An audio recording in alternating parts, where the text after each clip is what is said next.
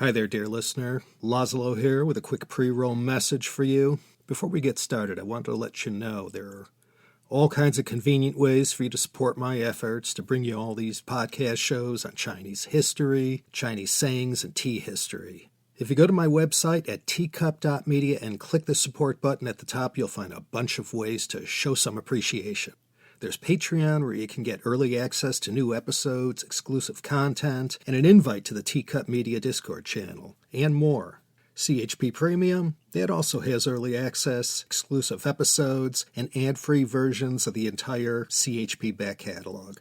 Plus, there's several other ways to donate to the show as well. Check the episode show notes for a link to that very page. And my deepest thanks for listening and supporting me and my humble efforts. Welcome back, everyone. Last, you're going to be hearing from me in the Chinese Sayings podcast for a while. This is the season finale. Time to disappear for a while like last time. Go take a little break. Maybe head to Mustique for a while to recharge. Laszlo Montgomery here with another musical Chengyu, a Chinese saying. I'll be honest with you, I had to get a spatula and scrape the bottom of the pot here. I actually have about 4 remaining Chinese sayings here that got slotted in the musical category, but after reading the stories, I have to be honest, nothing got me excited. But this one today stars Master Kong himself, Kongzi, better known in the English-speaking world as Confucius. That's the one I decided to go with. And I could guarantee, unless you already know the story from the Lunyu, the Analects of Confucius, you won't have a clue what these 4 characters mean. Now, this one today has a 4-character and a 6-character version. It's one of those. But either way, you're good. So let's tell the 4-character version first, and then in a minute I'll get to the deluxe version that offers the 50% premium on the number of Chinese characters used in the idiom. So our Chengyu this week is 不知肉味. Let's get right on it. 不 means no or not. 知 means to know, the verb. 不知 don't know. And 肉 means meat, beef, pork, whatever. And 味, you may recall from back in season 1, 味如鸡肋, tastes like chicken ribs. 味 means the taste of something. So, 不知肉味, no meat taste. Okay, something has to do with not knowing the taste of meat, that much we can tell, but what does that mean? Well, I'll tell you, as I said, this story comes from the Analects, the Lunyu, one of the 4 books that were the main thing you had to memorize inside out if you had any aspirations whatsoever to serve in the imperial bureaucracy.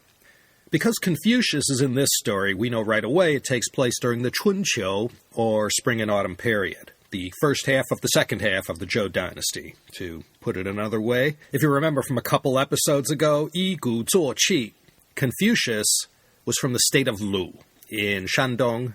Their next-door neighbor to the north was the state of Qi. And in the year 517 BCE, Confucius decided one day to go visit Qi and do a little studying at one of the local schools there. As Confucius approached the outskirts of the Qi capital city of Linzi, he heard a musical sound coming from the forest where he was walking, and he stopped and looked around, and he saw an old man. And the old guy was performing a kind of music not too many people listen to today, but this Shao music supposedly went all the way back to the Emperor Shun, one of the mythical 5 emperors.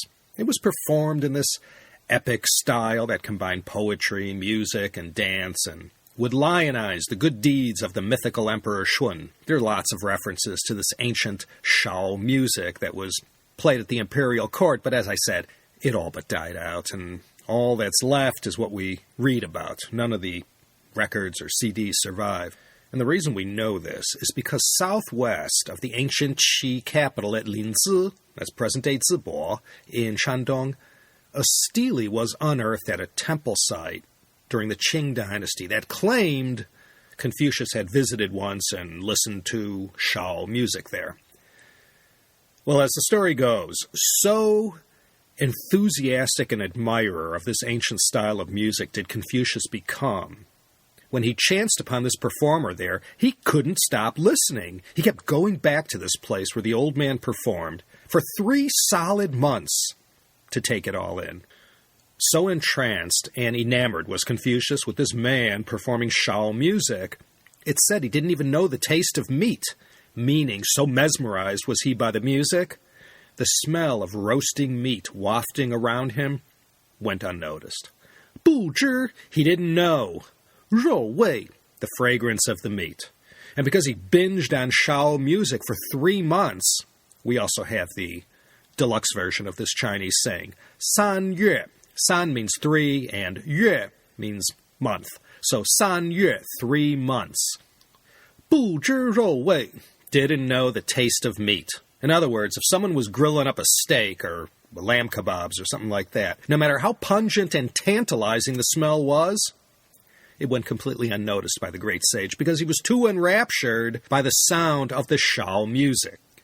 You know, not everyone could afford meat back then, so it sort of became a metaphor to describe something valuable that you don't get to enjoy regularly. Unless you were a strict vegetarian, having meat was special and not an everyday thing. So that's why it's particularly worth noting that even something like meat, Confucius didn't even notice. So when you're talking to someone about your friend or husband or whoever, and that they've been utterly captivated by something to the extent that it appears as if they have lost touch with reality and can focus on nothing else, their Facebook page or some video game, you can say they 不知肉味. They couldn't even tell the smell of meat. Or if you want to add the optional 2 extra characters, 3月不知肉味. For 3 months, he couldn't even notice the smell of meat. I'm not sure about the exact English equivalent, but that's what it means. So we'll just go with that. 不知肉味, our Chengyu that comes to us from the spring and autumn period more than 2,500 years ago. A phrase lifted from the Analects of Confucius. That's about as sacred a book as you can get as far as the philosophy of this great sage. And that is going to be that for now and for this season. Unless something terrible happens, I'll be back at a time of my choosing to kick off Season 3. Not sure what the theme will be, but I'll make sure to find 10 halfway decent Chengyu to fill it up.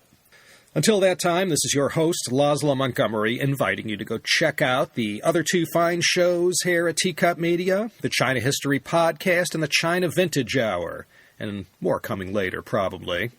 Take care, everyone, and I'll see you in a few weeks or so for another season of the Chinese Sayings Podcast.